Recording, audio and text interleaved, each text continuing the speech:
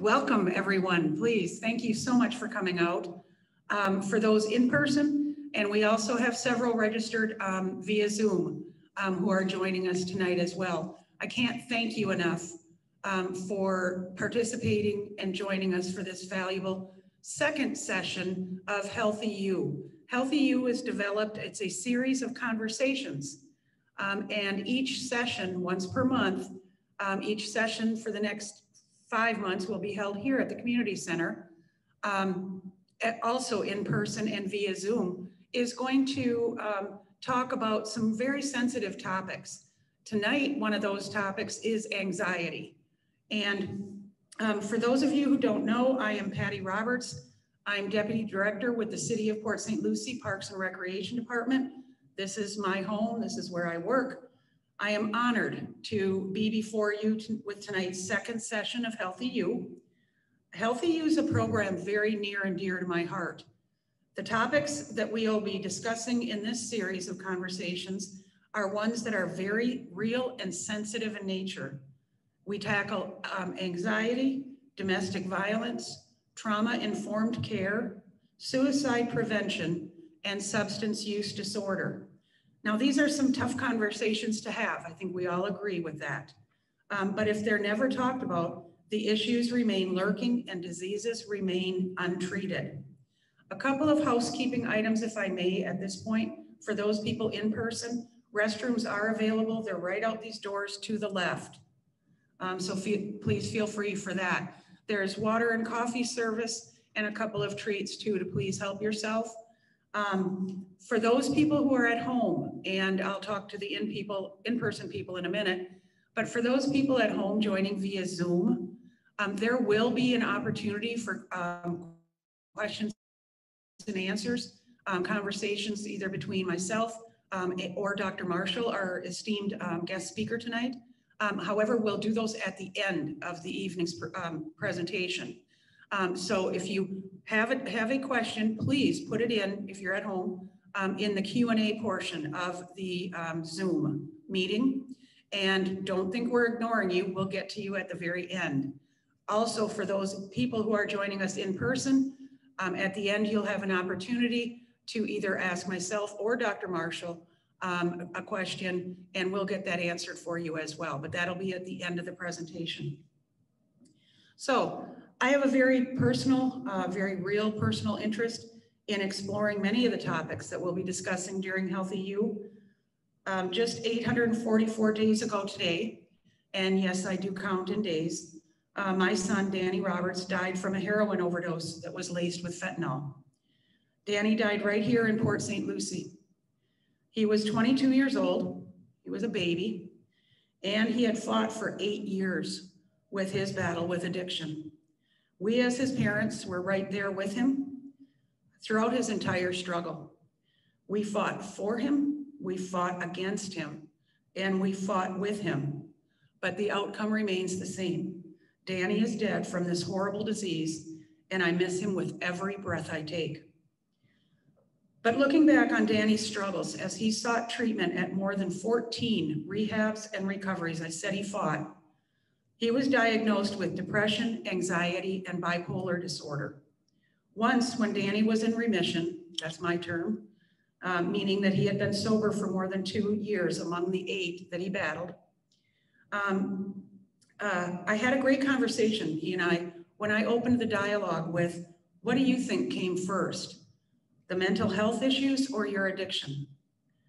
And Danny thought long and hard before he responded back to me, but he felt very strongly that the mental health issues, and the first one that he presented with, and why it was diagnosed with, was anxiety. And then he says he began to self-medicate. As his mother, I didn't see it. He was always very active in sports up until his freshman year in high school. And I didn't see the anxiety and depression that he suffered from. And so for that, I harbor deep regrets you'll never know. But as you see, that's why I'm here. I need to learn more about anxiety so that I can help others who may be struggling as well. Throughout these days of COVID-19, that's a whole nother animal. And prior to the pandemic, the world in which we live is moving faster than ever before. I know you young people might not think that way, but it really is. It's moving so fast. Technology, look at the way we're doing these meetings right now, has exploded, and our means of connectivity is vastly different from how our parents before us connected and interacted with society. Many of us, due to circumstances outside of our control, feel isolated and unconnected with our loved ones, our colleagues, our associates. This can leave us feeling very depressed, out of touch, and with a very, very weary and anxious outlook on life in general. Anxiousness has become our very way of life as we wake up each morning not knowing what our day will be like given the pandemic. Finances, food security, housing, employment, all prove to be huge factors that can heighten or exacerbate anxiety in us all. Today, it is my extreme pleasure to share with you an important message from a subject matter expert on the topic of anxiety. Dr. Agnieszka Marshall is the Director of Prevention Services with Tykes Teens in Palm City, Florida. Dr. Marshall is also joining us via Zoom, but Dr. Marshall is a licensed clinical psychologist and certified addictions professional. She received her doctorate and master degrees in clinical psychology from the Florida Institute of Technology. Dr. Marshall has worked full-time at Tykes Teens for 15 years. Since that time, she has spent her career providing psychotherapy services to children and families of Tykes Teens with a focus on teen issues and substance and alcohol abuse. Dr. Marshall has also maintained a private practice since 2010, supporting adults' mental health needs. Dr. Marshall has been a guest lecturer at various psychology-related graduate and undergraduate courses. She's an adjunct faculty at Kaiser University and has consulted on various community task forces. Currently, as the Director of Prevention Services at Tykes Teens, Dr. Marshall is in charge of overseeing and developing a series of activities geared toward prevention of mental health and substance abuse issues for children. Such projects include community psychoeducational seminars, workshops for mental health professionals, social awareness campaigns, overseeing classroom-based prevention curriculum, developing free and fun activities for tweens and teens in the community, such as the Tykes Teens Mindfulness Yoga series, and much more. What drives her work is the motivation to help contribute to the creation of an overall healthier community, because we all can benefit from this. So without further ado, Dr. Agnieszka Marshall.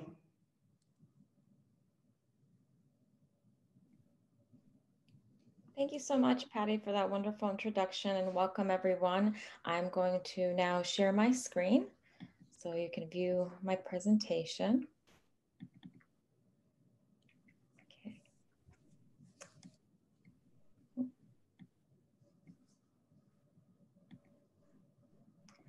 So I want to thank Ms. Roberts and the St. Lucie Parks and Rec for giving me this opportunity. Anytime there is an opportunity to share information as it relates to mental health, I am there, or I at least try to be there. So thank you very much for joining us today. We live in such a wonderful era of being able to receive and provide information. So for that is exciting for me. So today, what our objectives is, I want to support everyone in understanding the different nuances of anxiety, understand what pathological anxiety might look like, understand what contributes to anxiety, and learn some skills to support your resiliency. During the COVID, the anxiety is spiking through the roof among Americans, and we see it in the mental health field, and I'm sure that you see it amongst your friends, relatives, and perhaps even households. So a moment on emotions. I love talking about emotions because it's quite interesting. And what I find in working with individuals, that a lot of times people are under the misconception that we have two emotions. We either feel good or bad. You ever ask anyone how they're doing or how they're feeling? Good or bad, right? However, our emotions are so much more complicated than that. There's no such thing as good and bad feelings. Those are just happen to be the way we categorize emotions. Granted, some emotions are more comfortable than others, but no emotion is neither good nor bad. All emotions have a purpose, and yes, even anxiety. And again, our emotions can be very subjective. What might feel like anxiety to one person may not be anxiety to another. So I always in my practice try to encourage individuals to, whoops, I'm sorry, I lost my, oops, I apologize. Technical difficulties.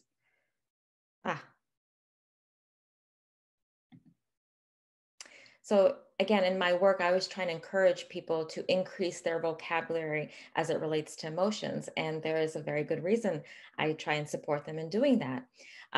So they came up with this research. They had connected individuals to electrodes where they could monitor their brain activity. And they showed individuals a series of pictures. And the pictures had people on them that were having an emotional response. Some of the pictures had the person having their emotional response with the word of the emotion underneath. And some of the pictures had individuals having an emotional response with their name underneath the picture.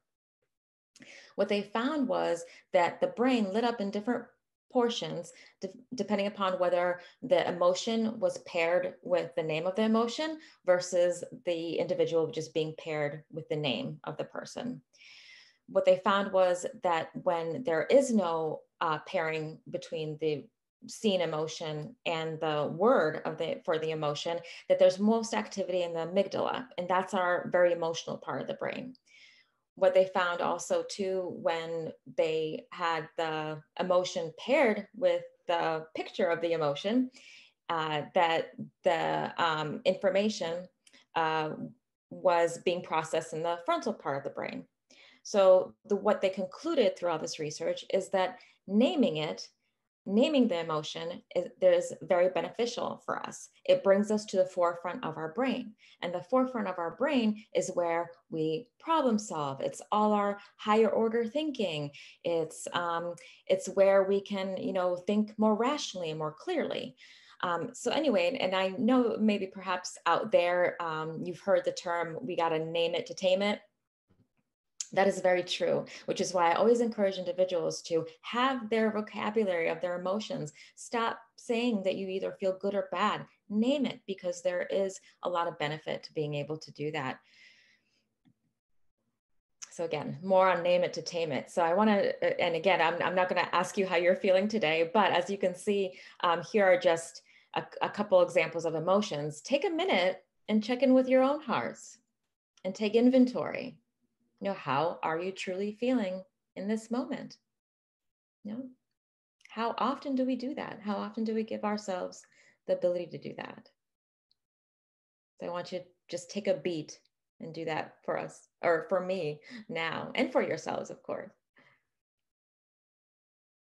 And of course, this isn't an exhaustive picture of all the emotions, because goodness, there's so many. I think there are hundreds and hundreds of different emotions. Sometimes there are even emotions that other nations have a name for that we actually don't. So there are certain cultures that experience certain emotions that other cultures do not. Isn't that very interesting? So in any case, a good practice to get into as we talk about emotions. So where do our emotions come from? How come we experience all these different cornucopia of feelings?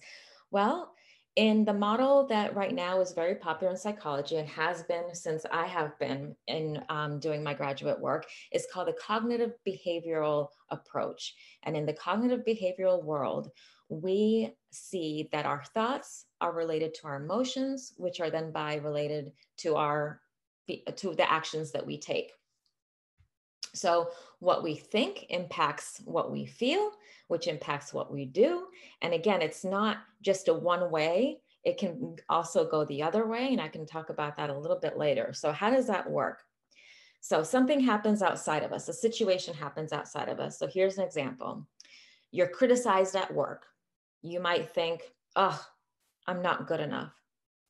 That will result in a series of emotions. And that emotion could be feeling anxious, feeling worthless, feeling sad.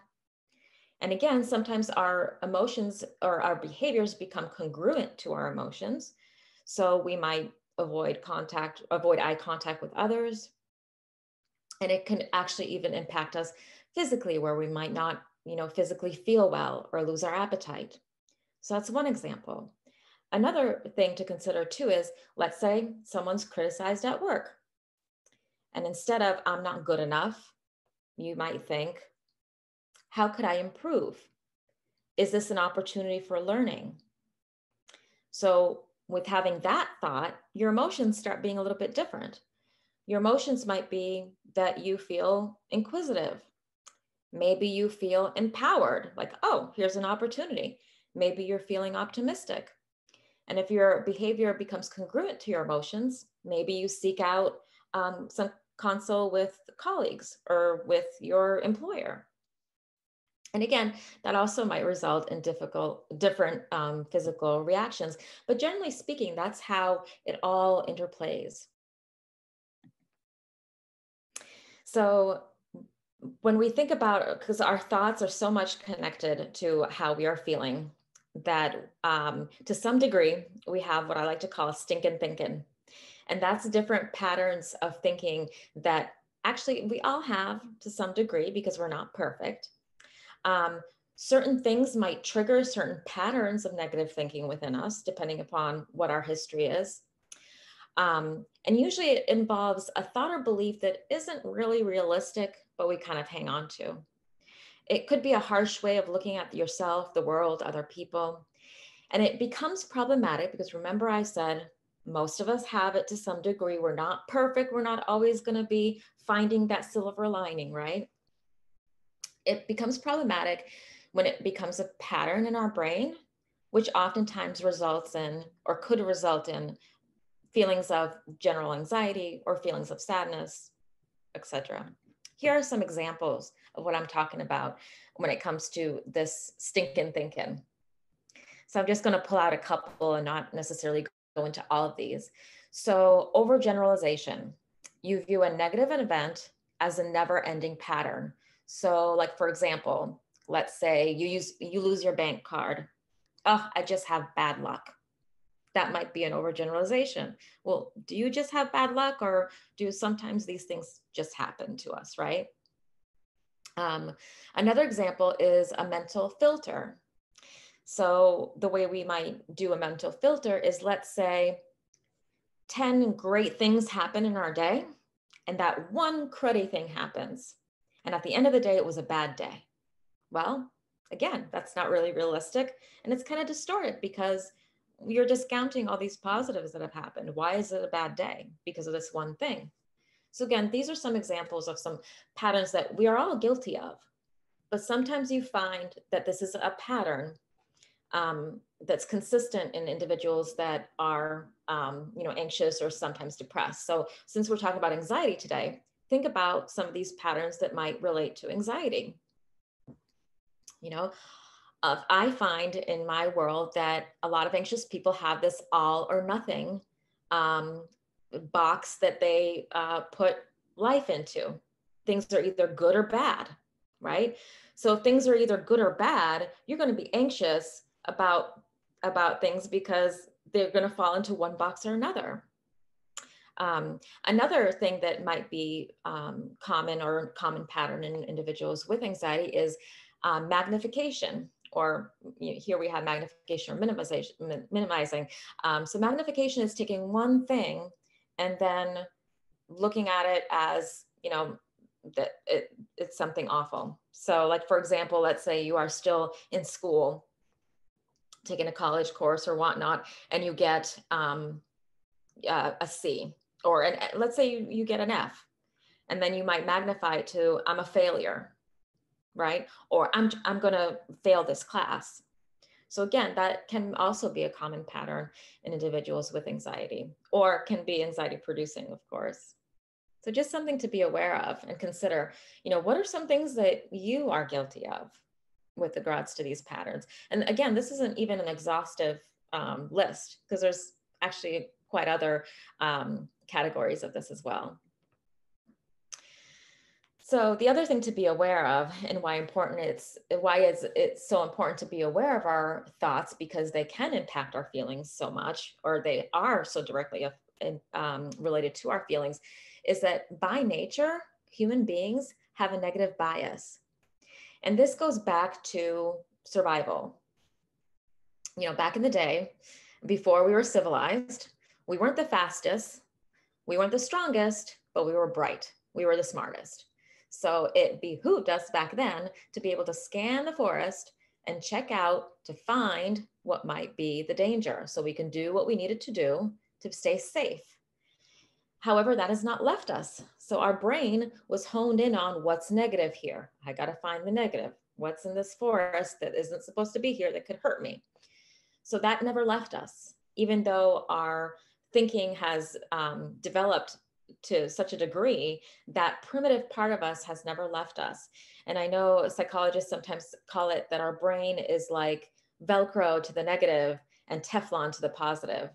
So another good reason why it's important to keep aware of the thinking patterns that you have. And, you know, if you're, and when you're impacted by this negative bias in your brain. So moving on to anxiety. What is anxiety? So it's a mental state of both distress and arousal by sensing certain things that around us. It could be, you know, encompass danger, or it can sometimes encompass even something positive. There's cognitive, meaning thinking components to it. So, you know, worrying, dreading, anticipating a future negative outcome, etc. So that's the mind piece. And there's a physical piece where it's arousal of our, you know, nervous system. So we might feel jittery, we might have tense muscles, we might have a quick heartbeat. And even though anxiety is unpleasant, or a lot of times unpleasant, certain bouts of anxiety are very natural and can be very productive. And the reason why it's productive is because it's a signal to our body that something's not quite right. And again, going back to, you know, primitive humans, it is all about survival. A lot of our, you know, ability to be anxious and experience anxiety is about survival, so that we can make meaningful changes, and we can, or avoid danger, so on and so forth. So I know here I put stress response, and we're talking about anxiety. So I want to give a little caveat to this. So anxiety can show up without stress, right? We can feel anxious sometimes about something without necessarily being stressed about it, but usually stress and anxiety aren't too far apart. The same thing with like excitement. Sometimes anxiety and excitement go together. So when we have that overwhelming sense of anxiety and stress, our body moves into the fight, flight, or freeze. And again, this is about us adapting and needing to, you know, help ourselves in order to survive. And again, it's a normal and helpful physical response from the demands of the outside world. So it's about perceiving what we see physically. It's about perceiving what we're experiencing emotionally, seeing what's in our environment, and what are we thinking. It's the body's way of preparing us to problem solve or do what we need to do when there's danger. It can make us sharper, effective, aware, and way more focused so that we can do what we need to do. So stress itself, it can actually help us learn and grow. However, much like anything, too much of a good thing is not good for you. So there's different categories of this response. There's a positive stress, tolerable, and toxic. And when we talk about trauma-informed care, which you'll receive later on in the year, next year, I know we'll revisit this. But for now, just a quick summary. So positive stress. So that's normal daily responses. So it's helpful when the pressure's on. So if you got that deadline, if you got that project, you know, you're going to be a little anxious about it. You're going to be a little stressed about it. That stress is going to light a fire under your butt, hopefully, and allow you to do what you need to do, or what is yours to do, to get things done. It's mild to moderate, and our body quickly returns to its normal homeostasis after usually the source leaves. Tolerable stress is when something more severe happens, whether that be a loss in our lives, or whether that be just nearly avoiding a car accident. That is when we're, we might have that flight or fight response initially that's a little bit more intense. It's definitely can be uncomfortable, but at the same time, help us get through that incident. And again, through time and sometimes our supports around us, our brain can go ahead and return back to our homeostasis, and the potential, whatever harm, whatever that cortisol did to our body in that moment, usually is able to be reversed. And then we go into toxic stress, and this is that long-term, frequent stressful things that we might be subject to. And this is where, the concern for COVID comes in, depending upon, what your life is like during this COVID time. It's such a sustained stressor. And it's that continued pressure on the nervous system. So that stress hormone keeps pumping out, and it wears and tears on the body. It can make us weak. It can make our immune system go down, and can structurally change our brain. We see this a lot in children that have been exposed to long-term trauma events.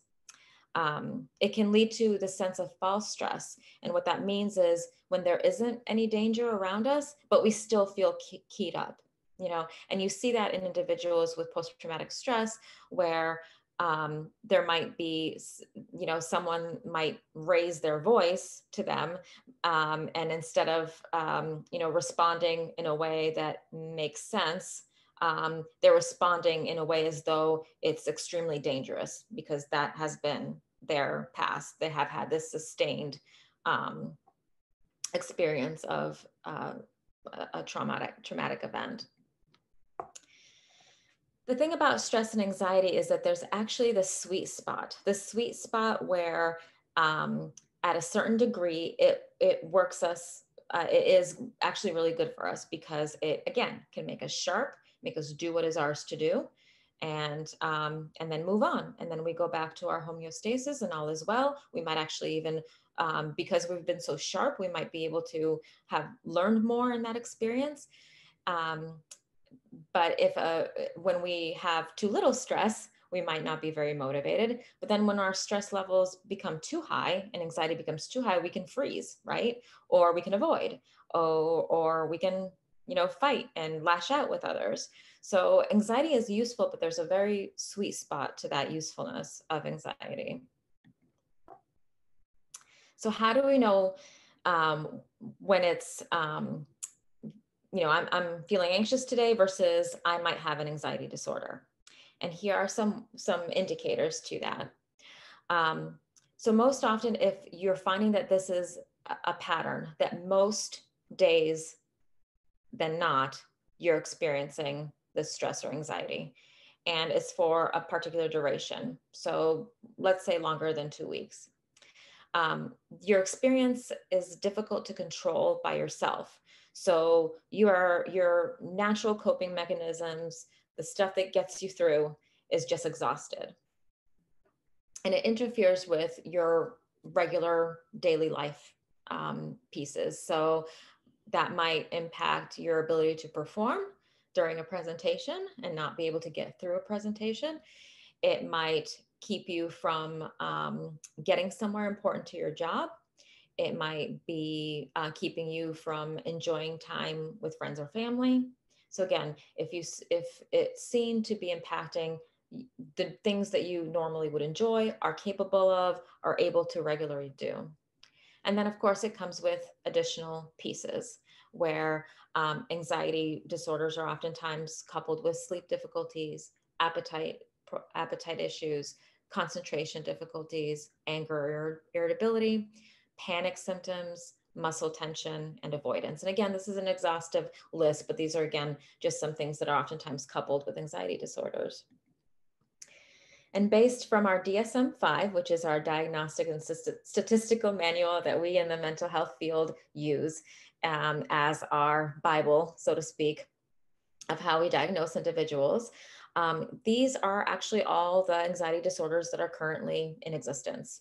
And what I mean by, well, I guess I shouldn't say in existence, because these are the ones that we have identified. That doesn't mean that, you know, in several years, there's going to be a DSM-6 with all these new different nuances of anxiety. Who knows what happens, right? So again, this might surprise you of all these different types of anxiety disorders. So I didn't want to go into like any specific symptoms, because I feel that sometimes people might overdiagnose themselves. So if you are feeling like you have perhaps one of these disorders, or you've had an inkling that you might have one of these disorders, I would check with your physician, see if there are screeners that your physician could do. Consult with a mental health professional, of course, but I usually, sometimes certain places such as the American Psychological Foundation and legitimate places like that might have screeners online. And again, these aren't to diagnose. These are just to kind of rule out like, hey, you might have a problem here. So, but I do want to steer people away from, you know, I'm going to Google this and, oh my God, I have symptom A, B, C, and D, and I have this. Be careful of doing that, please. Google can be wonderful and terrible at the same time. So a lot of anxiety disorders list out there. So statistics, because I always feel like statistics gives us a nice little glimpse into our world, our surroundings, and our country. Plus, I'm a giant nerd. So if you're a nerd out there too, you might enjoy and find this interesting as well. In 2019, between January to June, they have found that 8.2% of adults aged 18 and over have symptoms of an anxiety disorder. Boy, I wonder what that's going to be in 2020. It'll be interesting to see. Women are twice as likely as men to develop anxiety disorders. Quite interesting. And this is, and according to the Anxiety and Depression Association of America, anxiety is now the most common mental health disorder in the US. No surprises there, maybe perhaps, right? And these are from most common to least common anxiety disorders. So the most common anxiety disorder is specific phobia. Isn't that interesting? Then social anxiety, post-traumatic stress disorder, generalized anxiety, panic disorder, and OCD. I was actually quite surprised seeing this, of how many individuals have a specific phobia. I had my assumption that it would be more generalized anxiety disorder, which really is oftentimes characterized by a general feeling of anxiety in most areas of your life. And then it's coupled with some of those symptoms that I mentioned before. Because in my experience, I see a lot of those individuals. I don't get a lot of people coming in for specific phobia. However, that's probably a reason for that, because when you do have a specific phobia, chances are it might not affect your everyday life. So like, for example, if you have a fear of spiders, you're not always going to be around spiders. So it's not that big of a problem. So chances are you might not go see a mental health professional for that. And things such as, you know, social anxiety as well. You know, if I avoid it, and, you know, then I'm good. So, I guess myself, I oftentimes, most often will see either generalized anxiety disorder or PTSD that comes through our door. And this, again, more statistics and very interesting. This is how it shows up amongst different racial groups, which I thought it was interesting. So here is social anxiety disorder, generalized anxiety disorder, panic, and post-traumatic stress disorder. So you can see here for social anxiety disorder, it is extremely common among white Americans, least common among Asian Americans, interestingly enough. And then all the way to the other side with PTSD, you see it's most common among African Americans, and even less common among Asian Americans. So in seeing this, I just thought it was quite interesting, the differences between racial groups and manifesting these disorders.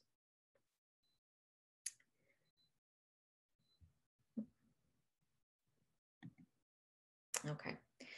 So what causes anxiety disorders? It was interesting. I had this conversation with a friend the other day who's a mom of a 50-year-old. And she asked me if she could have some free advice. And as usual, I said, of course.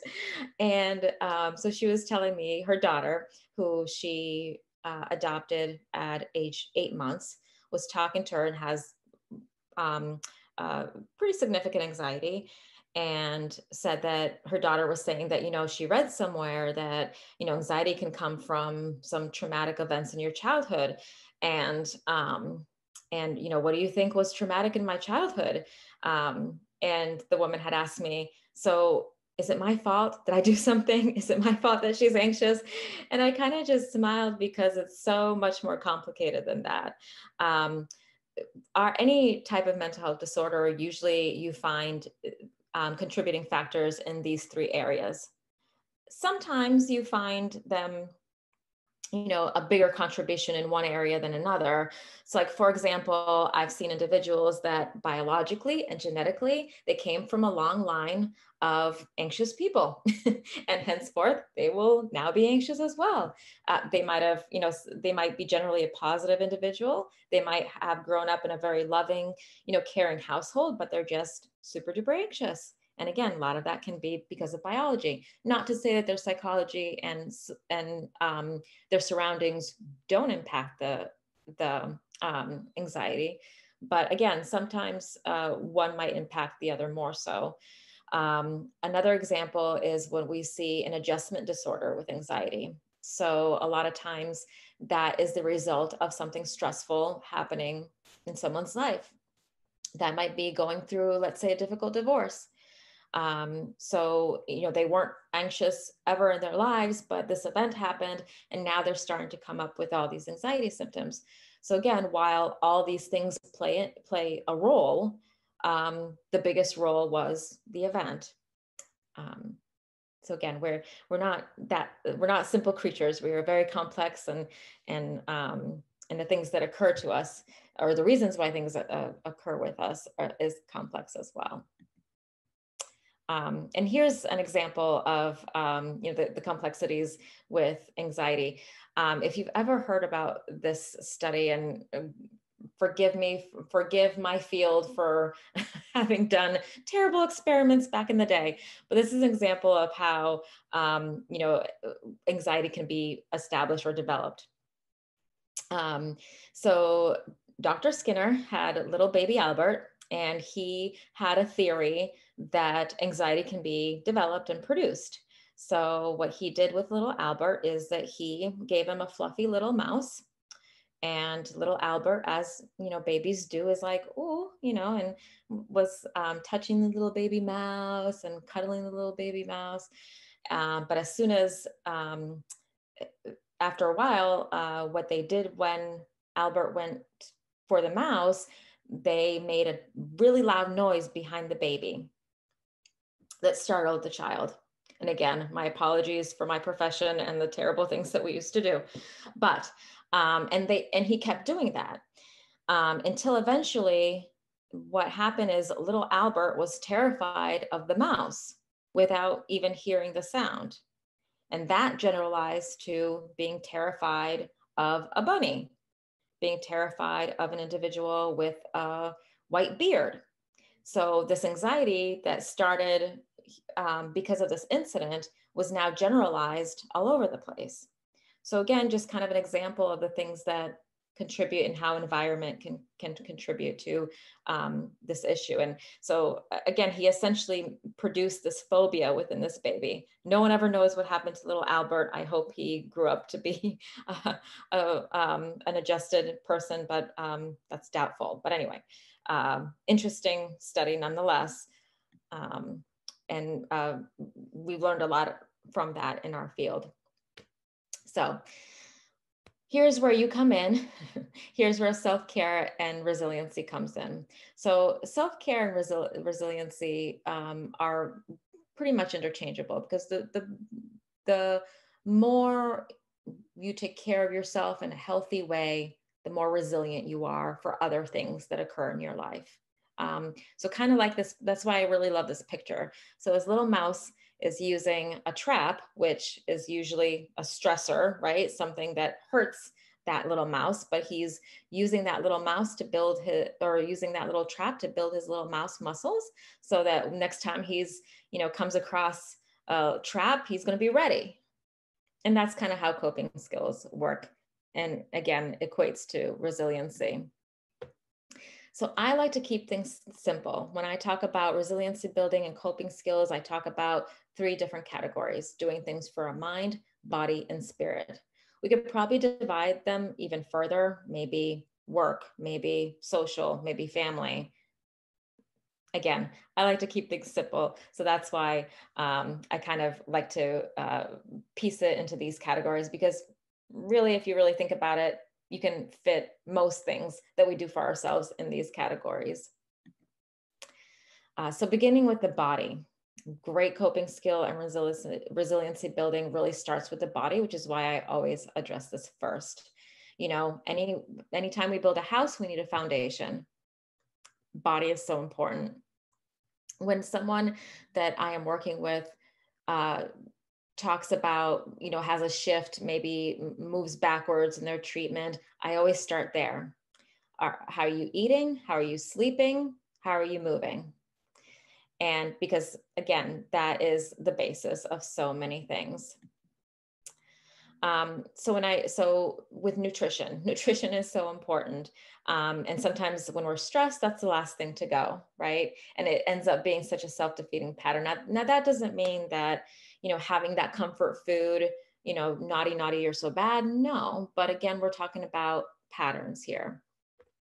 So certainly having comfort food every day, all day, is going to have that negative feedback loop into your emotional experience. A good example of that, if you've ever seen Superside Me with Morgan Spurlock, he does several documentaries, or interesting documentaries. And in his documentary, he decided for 30 days, he was going to do McDonald's for breakfast, lunch, and dinner, and see how it affected him. And part of that impact, as you can imagine, not just weight gain and cholesterol and, his organs were breaking down, but emotionally, he was doing awful emotionally. He was starting to get very depressed, very lethargic. It impacted his relationships. So nutrition is important. And that doesn't mean everyone go on a diet. That means, be mindful of what you are putting in your body. And comfort food isn't necessarily bad. The other piece of it is exercise. I like to just call it movement, because people sometimes are like, ugh, the dreaded exercise. So I invite anyone to find a movement that you enjoy doing, because that's really what it's about. It's about having something in your life that is sustainable. So if you're like me and you hate running, don't run. Don't use that as your exercise. Find something that works for you. It's funny, I was telling Patty earlier that in our workplace, we have a lot of people that are like gung-ho runners, and they do these 26-mile, triathlons and things like that. And I'm just like, boy, the only time I'm running is if someone's running after me with a knife or something like that. That's the only time you'll see me running. So again, my point is, find something that suits you. Don't think of it as exercise, think of it as movement. And I believe they're going to address this a little bit later on as well, after this presentation. Sleep is also very important. So I don't know if you are aware, but when they've done so many sleep deprivation studies, after about, I think it's 2 days of no sleep, where they just keep people up in these studies and they try and see how it affects them, they start having symptoms of schizophrenia. So that doesn't tell you how important sleep is. I don't know what will. So again, and perhaps 8 hours isn't doable. I feel like that's unfortunate. And I feel like as a culture, the United States has accepted that 8 hours is not doable. But, I still say, shoot for it. Shoot for that 8 hours as best as you can. Good sleep hygiene is so very important. And that involves being away from those cell phones at least an hour after, you settle down into bed. having a nighttime ritual can be very helpful. So have the things that you do right before bed that start getting your body ready for a good night's sleep. It's very important. And again, it's someone is moving backward in their treatment and not doing so well, I start here. I start in these places first, because sometimes it can be as simple as, oh yeah, I've been staying up, playing video games until 3 a.m. Hello. Well, let's start there. Let's stop doing that and see what happens. And again, think of some other ideas. Think of some things that you might be doing already and incorporating into your world. And if you are, that's awesome. Fantastic. Mind is the other category of self-care and resiliency building. And again, kind of going back to remember how stinking thinking is such a huge component to where we are emotionally. Here are some examples of just some things to reframe, maybe if you found yourself thinking a particular way. Now, that doesn't mean I want everyone to just, put a silver lining on everything, because there is such a, there is such a thing as just being overly positive, right? Because, sometimes certain things just stink, and it's okay. And we just have to be in the stink, and that's okay too. But, taking some time to maybe see where things can be reframed. So from I'm not doing enough to I am enough just as I am. I can't get through this. I am strong and resilient. And maybe a caveat to that is, this is difficult. It is testing me, and I am strong and resilient. All of my plans are ruined. Plans change, and I can adapt. This is never going to end. No season lasts forever. My life is so boring now. Or now I can focus on myself. No one understands. I am not alone in how I feel. So again, trying to identify if you have that stinking thinking, what I had discussed before, and seeing if there's a more helpful, supportive, realistic way of viewing something. The other thing that we sometimes get stuck in is ruminating on the things that we cannot control. And a lot of times that can produce some anxiety. So like, for example, can we truly control when this COVID situation is going to be over? No. But there are certain things within our control. There are certain things that we can do for ourselves. There are certain things that we can do to keep ourselves healthy. There are certain things that we can do to, kind of make this all work. Kind of like we've all had a crash course in Zoom with this pandemic. So again, being able to be mindful of this circle and not be stuck on those things that we cannot control. Like for, another example is, let's say, and again, I'm talking in terms of COVID, but I know that's not the only thing that's happening right now. But, for example, like, oh, when is the, ruminating about when is the vaccine going to be safe to take? And continuing to dwell on that and become anxious on that. Again, pausing, giving it over, and focusing on, okay, but what can I do right now? What can I do about this? I can keep myself healthy. I can boost my immune system.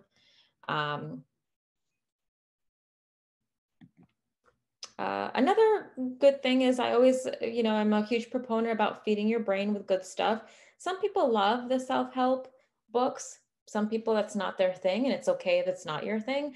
But sometimes, it can be inspiring and can give us a little reboot to read something good and some self-help. So choose your guru. And what works for you. And if it is your thing, sometimes just having it, by the bedside and having that be perhaps the last thing that goes into your brain at night might help be impactful of your emotions. Processing. So what I mean about processing is giving your emotions a place to be. So a psychologist that I just saw a lecture of talked about what he deemed the very scientific, mind you, jelly donut prophecy. And what he described metaphorically is that human beings are like jelly donuts. If you put enough pressure on us, our, jelly is going to come out. We don't know how it's going to come out, how much is going to come out. It might splatter somebody, who knows? So the emotions being that jelly, that if you don't give it a place with enough pressure placed on it, it's going to go somewhere. So always having a place for your emotions. So that might be, talking about something that's happening or that you're anxious about with an individual, writing about it, doing artwork as it relates to that. When it comes to processing though, be careful, because sometimes things can be over processed. So if you're constantly talking about the same thing with a bunch of different friends, then I would invite you to pause and do something else with that incident or that situation, because there is a time where talking about it is too much and it actually ends up negatively affecting the individual. So processing to a point, but when we're constantly talking about the same thing, the same problem over and over again with individuals in the same way, and not feeling better when we do it, then that is kind of a red flag of, oh, I need to do something different with this perhaps. And of course, being mindful can be helpful. There's two components to mindfulness. The first one is pulling all your attention in the moment. So for example, that's being aware of your full surroundings, being aware of what's in your brain in that very moment, and being aware of all the senses that you have around you in that moment. The second piece to mindfulness is being accepting of everything that is there in that moment with you. And again, being accepting without any conditions. So again, this lecturer that I just recently saw was talking about, he was about to go on. There was this famous person who was supposed to be lecturing that day. That famous person couldn't make it, so they had him, so no pressure, right? So he was extremely anxious. And what he did was, when his anxiety showed up, he was like, oh, there you are, anxiety. I guess I'm not alone in this presentation. All right, anxiety, let's go out there and see what's going to happen. So treating that emotion with acceptance that it's there and it is what it is, without condition.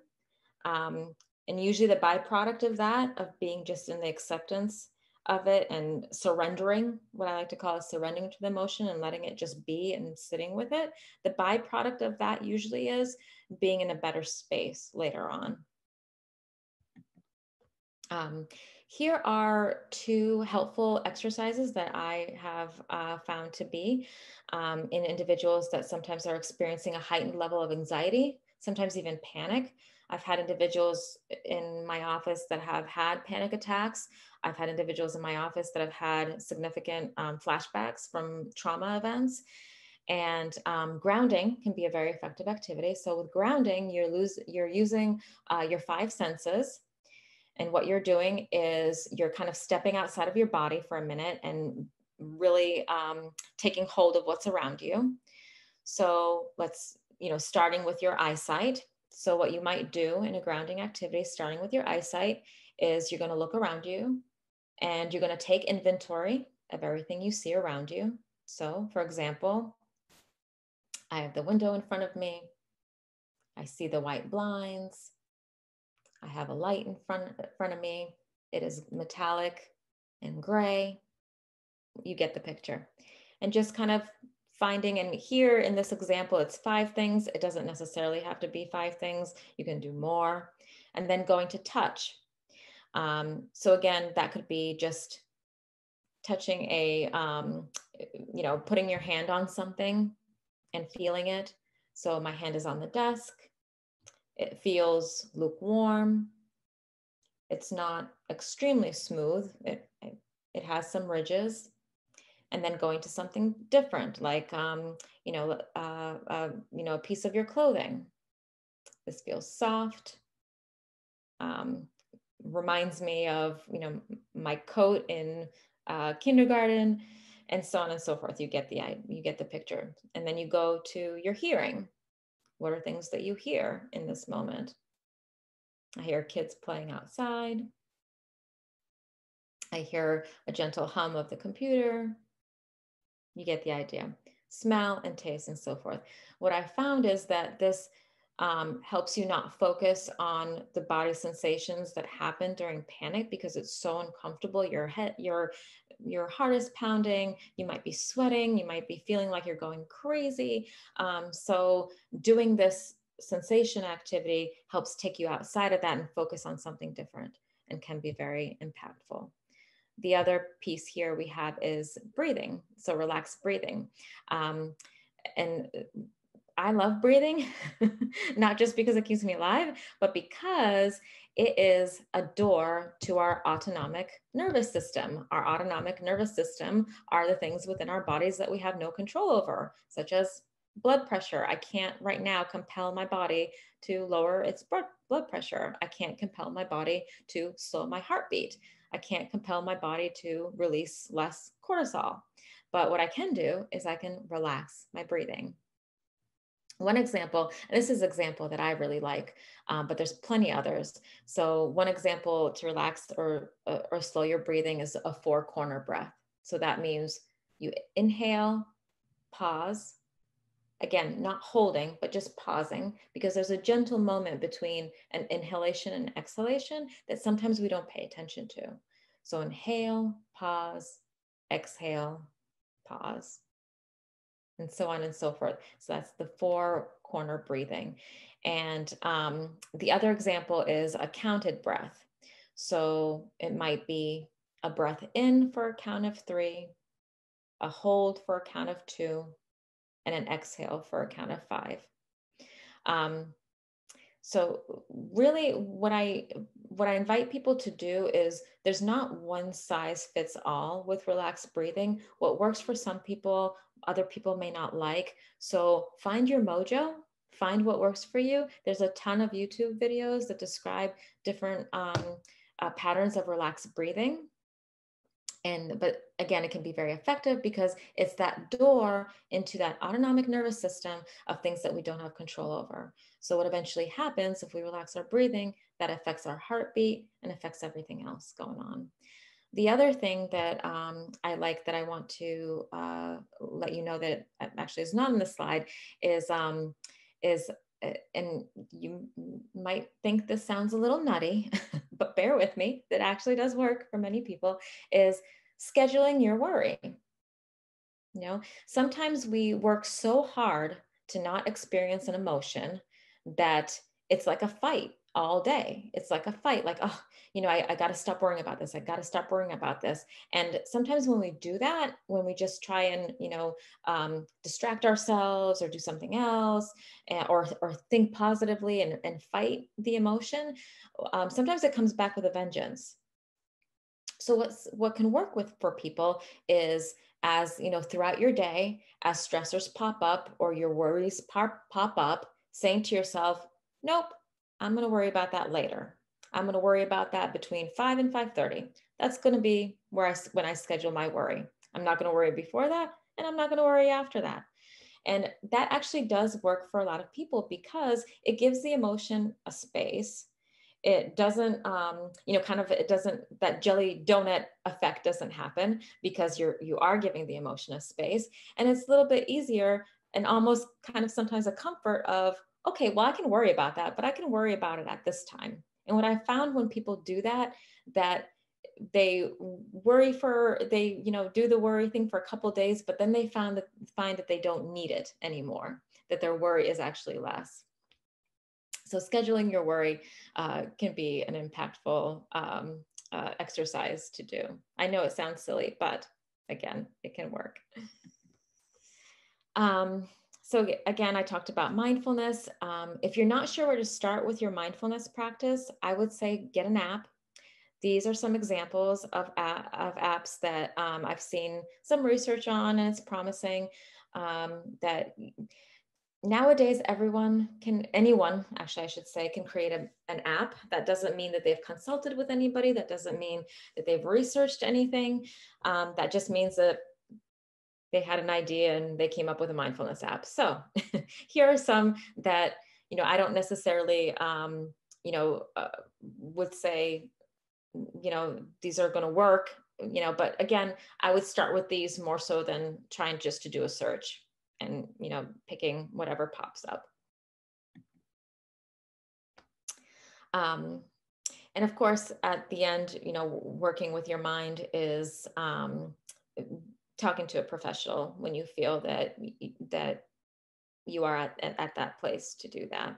And nowadays, access to professionals has expanded again with COVID. We've all, had our crash course in telehealth. So there's a lot of, even if it's things like BetterHelp and things like that can be impactful as well. So again, think of other ideas. Think of some things that you might already be doing that are helpful to you. And finally, spirit. And when I think of spirit, I'm not necessarily talking about religion or spirituality, although this is probably the category where you would find that stuff. But these are things that just kind of feed you, feed your soul, feed who you are inside. Sometimes that could be a particular skill that you have, like, whether it's art or music. Sometimes that could be giving back. And the caveat to this is, I talk about giving back during our compassion fatigue training that we do oftentimes in the community. And people are like, well, you're talking about compassion fatigue and I've already, helped everybody. So why are you encouraging us to continue to help other people? Well, but here's the thing.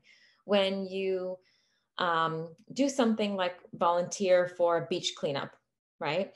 You see the impact of your help right away. When you decide to gift somebody with a small little token of appreciation, you see that impact right in front of you with that big smile, or that happiness that you see that you've created. So doing those little things, those little bits of kindness where you immediately see that impact can, again, be a great coping mechanism and a great way to build resiliency. And again, this could be considered both mindfulness or more kind of a spiritual practice. In any case, it's called the loving kindness meditation. And when we're having feelings of irritation or anxiety, it can be actually very beneficial. So what happens is you can choose these on the right-hand side here, I have 5 different individuals. So you don't always have to use all 5 of these. You could use 3 of these or 4 of these, whatnot. But you choose yourself, a benefactor, loved person that you love, or a neutral person, a person you're having difficulty with. And you kind of picture them in your brain. And one by one, you send them loving kindness. And that is in the form of a series of phrases. And on the left-hand side, you see the example of phrases. So you consider yourself and you think of yourself and you say 5 positive, loving phrases to yourself in this type of format. And again, you don't have to choose these specifically, but again, here's just an example. And then you go to the individual that you've pictured that it's a benefactor, same thing. And again, it can help with feeling irritation, anger, negativity, which again, a lot of times are show up with, its friend, anxiety. So consider other ideas, things that you might already be doing that are in the realm of spirit, because you might already be doing a lot of positive things for yourself. And at the end of the day, I always try and give this reminder. I always tell parents, individuals that make like they say in the airplane. When that oxygen mask comes down, they always say, put it on yourself first before you help anybody else. And at the end of the day, if you're feeling depleted, if you're finding your anxiety, being through the roof, pause and take care of yourselves first, because adding and taking care of that additional, individual is not going to benefit you. You're not going to be at your best for those people anyway in the long run. So just a little reminder of start with you. And I think that sums up the presentation today. Stop my screen share.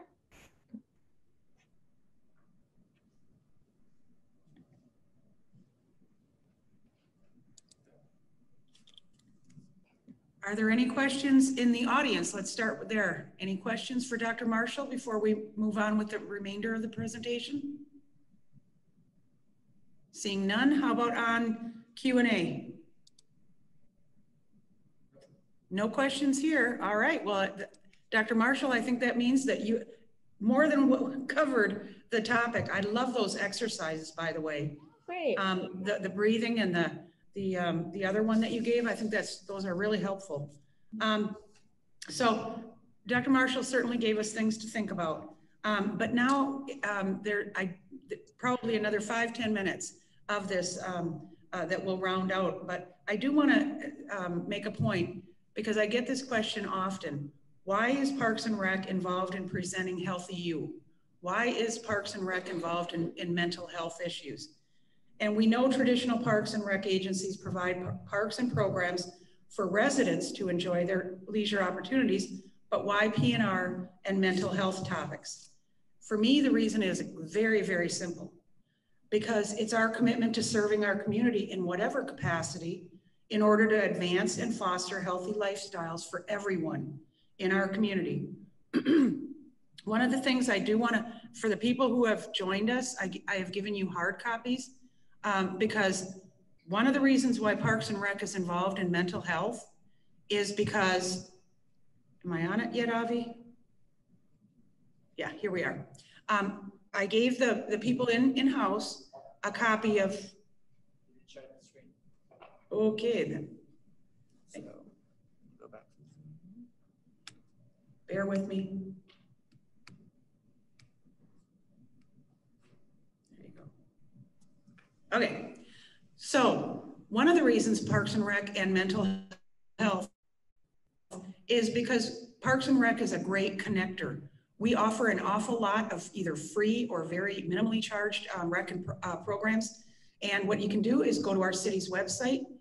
This is how I'm going to direct the people on Zoom. Go up on the upper right-hand corner, choose Parks and Recreation. And then you're going to come down and you're going to find one document that the people in person here have already. But the annual document that we send out is called Inside the Outdoors. And let me go back. Okay, so you click on Inside the Outdoors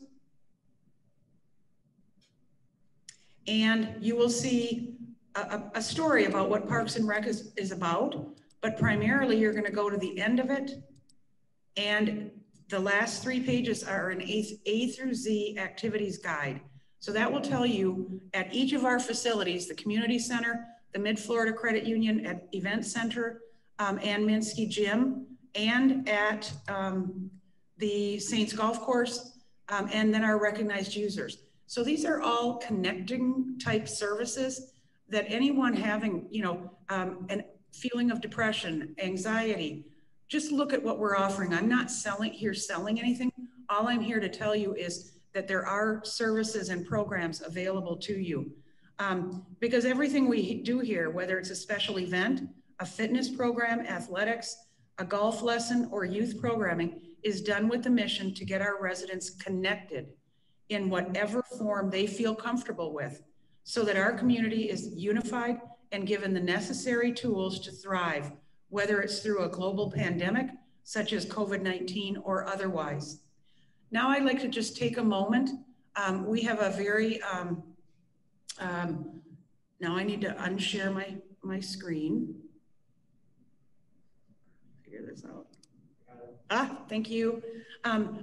Because I would like to introduce and welcome one of my fellow staff members. I'm going to introduce Ann Stadius. She is our recreation manager. She oversees our 2 city fitness centers. Please understand, those people here and at home, Ann is not here selling product. That is not what she's going to be doing in the next couple minutes. But because fitness to me, and Dr. Marshall talked heavily on it, is a critical component in mental health and improving mental health. So I am going to vacate this seat right here and turn this over to Ann Stadius.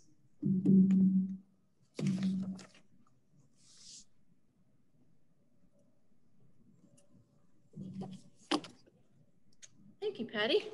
Hello, everybody. So I am Ann Stadius. I am the recreation manager over fitness.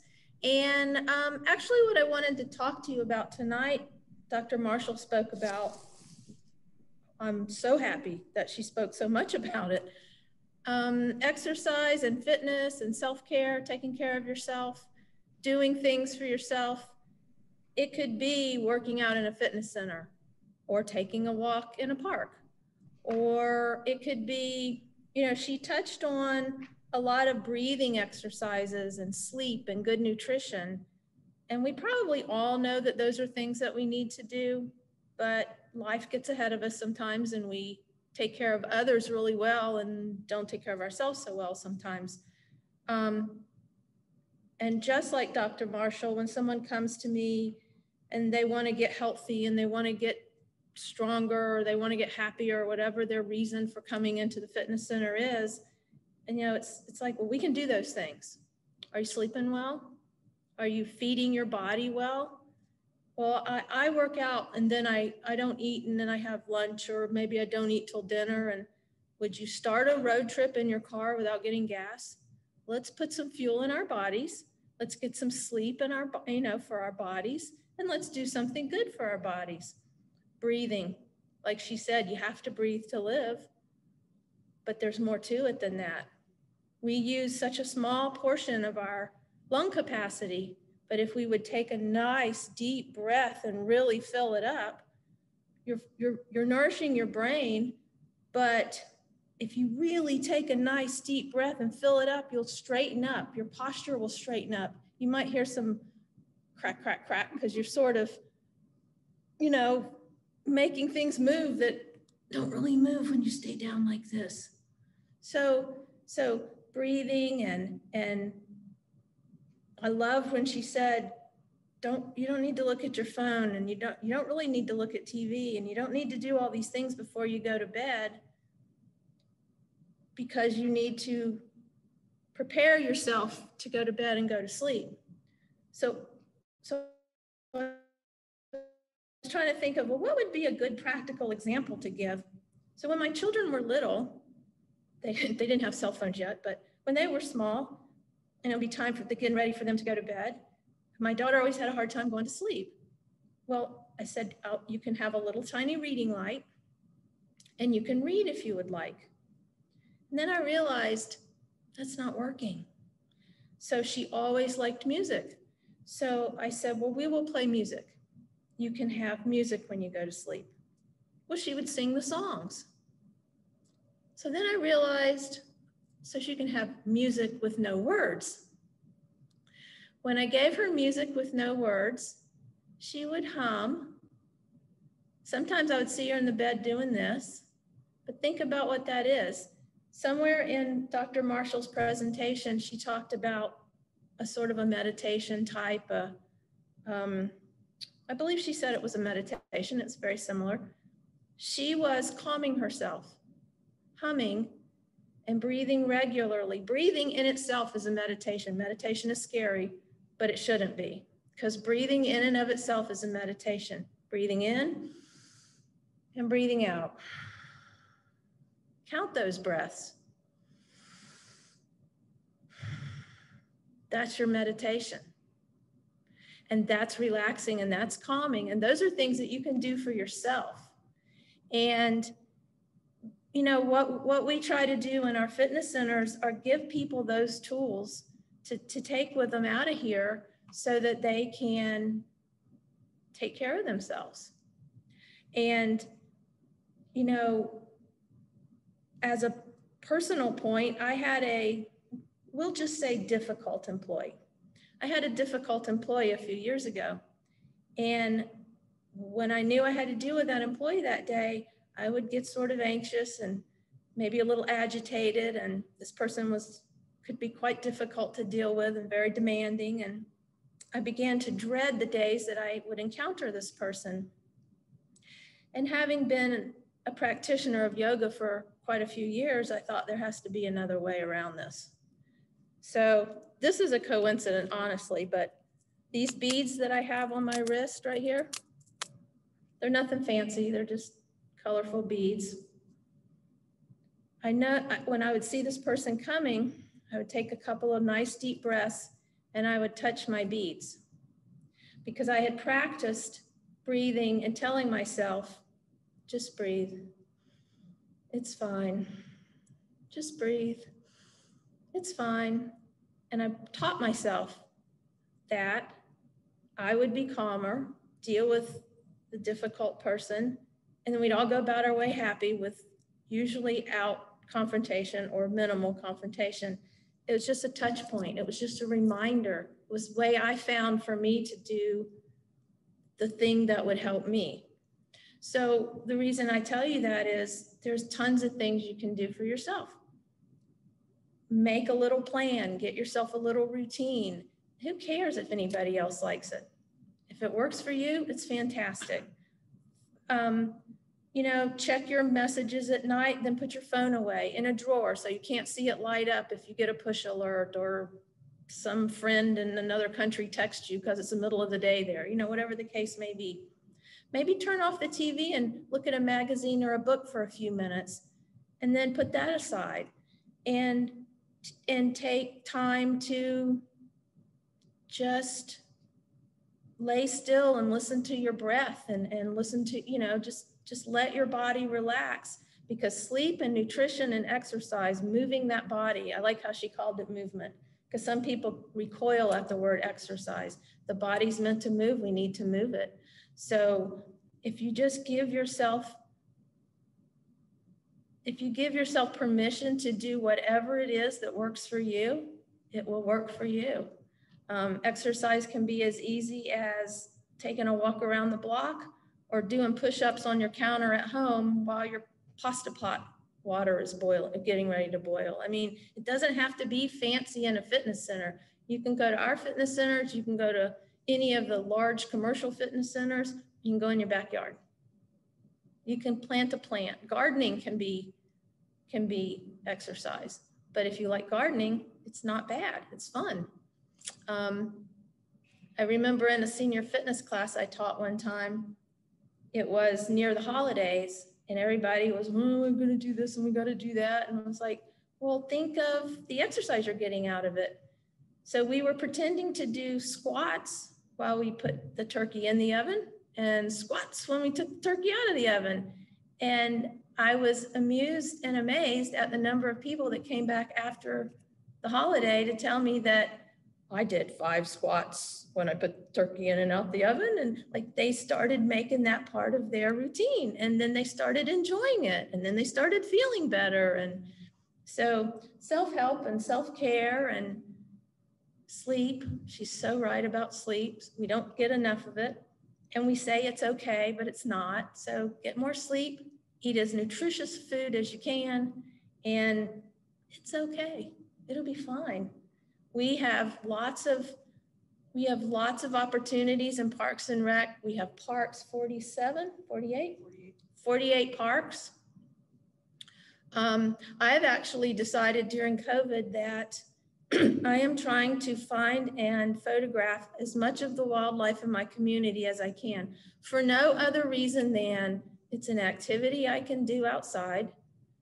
I found a flock of roseate spoonbills about 2 weeks ago. I was thrilled. I know, who cares? A bunch of pink birds. But guess what? It made me so happy. So happy. For like 2 days, I walked around. Do you want to see my pictures of the spoonbills? So it was a good thing. It doesn't have to be lifting dumbbells or doing push-ups.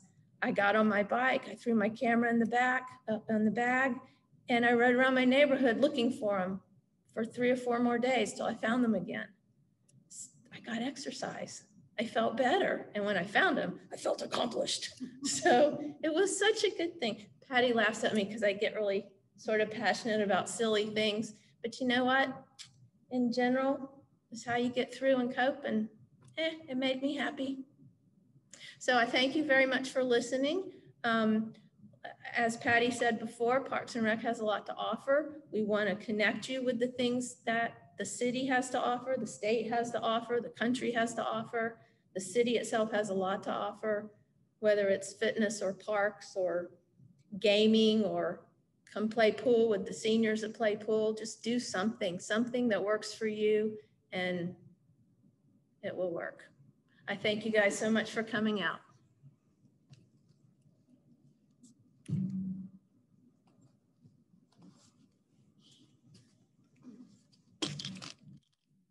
Thank you so much, Anne. That was exactly what I was hoping you would do, is to bring it to a very practical level. I did hear something very interesting today. I was on a webinar for our state organization, Florida Recreation and Parks Association, and it was a virtual webinar on empowering health, mental health through these times. And the consultant who offered the training made a really good point that I hadn't really thought of, and I'm no spring chicken here, but she said, especially with topics like anxiety, depression, that type of thing, think of how you speak about to yourself, okay? Think of, and Dr. Marshall had a slide on there, you know, I'm not enough. Oh, Patty, you're an idiot, okay? Don't be so stupid, Patty, okay?